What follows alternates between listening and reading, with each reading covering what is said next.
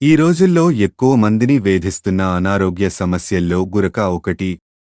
ఇది సాధారణ సమస్యే అయినప్పటికీ దీన్ని లైట్ తీసుకుంటే ఇబ్బందే. గురక వల్ల మన పక్కన పడుకున్న వారు అసౌకర్యానికి గురవుతారు. వారికి సరిగా నిద్రపట్టదు. అసలు ఈ గురక ఎందుకు వస్తుంది? ఏం చేస్తే గురక సమస్య తగ్గుతుందో తెలుసుకుందాం. గురక రావడానికి కారణాలు: నిద్రిస్తున్న సమయంలో శ్వాస తీసుకునేటప్పుడు వోకల్ కార్డులను వైబ్రేట్ చేయడం వల్ల సమస్య వస్తుంది.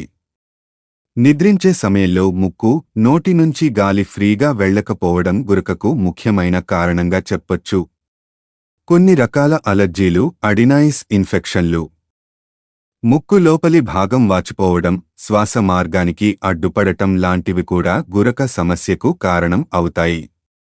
మనం తీసుకునే గాలి ఎక్కువవుతున్న కొద్దీ ఈ సౌండ్ క్రమంగా పెద్దది అవుతుంది. వయస్సుతో సంబంధం లేకుండా ప్రస్తుతం గురక చాలా మందికి వస్తోంది. పిల్లల్లో ఎడినాయిడ్ సమస్య సర్వసాధారణంగా మారిపోయింది. దీనివల్ల నోరు తెరిచి నిద్రపోవడం వల్ల గురక వస్తుంది. మధ్య వయస్కుల్లో ఎక్కువగా ఔబకాయం వల్ల గురక సమస్య వస్తోంది. అయితే పెద్దవారిలో మాత్రం శరీరంలోని ఇతర కండరాలు బలహీనపడినట్లే మెడ కండరాలు కూడా బలహీనంగా తయారవుతాయి. అందుకే వాళ్లు శ్వాస తీసుకున్నప్పుడు బాగా గురక వస్తుంది.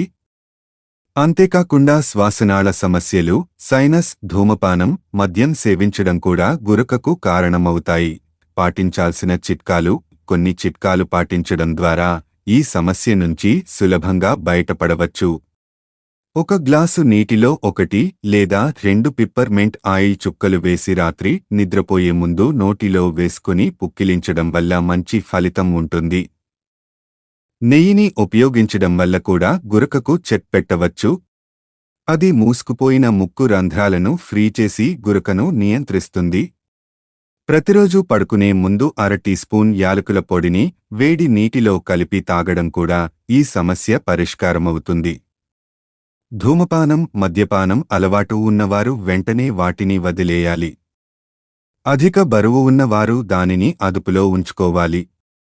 మెడ చుట్టూ నల్లని కొవ్వు పేరుకోకుండా చూసుకోవాలి. హాయ్ ఫ్రెండ్స్, ఇలాంటి వీడియోస్ మరిన్ని ఫ్రీగా చూడడానికి ఛానల్ని సబ్స్క్రైబ్ చేసుకోండి. అలాగే పక్కన ఉన్న గంట సింబల్ని నొక్కి పెట్టుకోండి. ఏదైనా వీడియో అప్లోడ్ చేయగానే మీకు నోటిఫికేషన్ అనేది వస్తుంది.